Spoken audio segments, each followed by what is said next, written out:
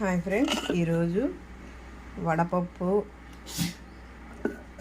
గుడిలో పెట్టిన వడపప్పు ప్లస్ బియ్యం నానబెట్టాను. ఒక 2 గంటలు నానబెట్టి కొంచెం మెంతులేసి మిక్సీ చేశాను.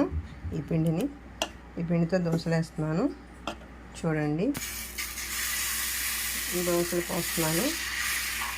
వడపప్పుతో మా అత్తగారు అయితే గారెల్లా వేసేది, నేనేమో దోశలు వేసాను. దోశలు అయితే చాలా బాగా వచ్చాయి.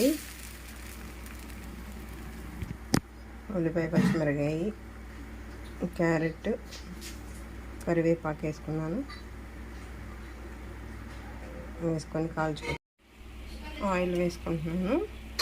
ఆయిల్ స్ప్రెడ్ చేసుకొని కాల్చుకుందాం.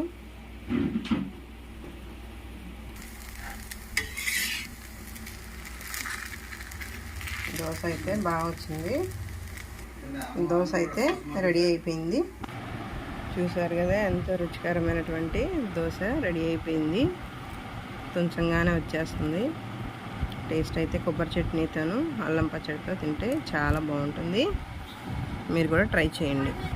నా వీడియో నచ్చినట్లయితే లైక్ చేయండి, షేర్ చేయండి, సబ్స్క్రైబ్ చేయండి.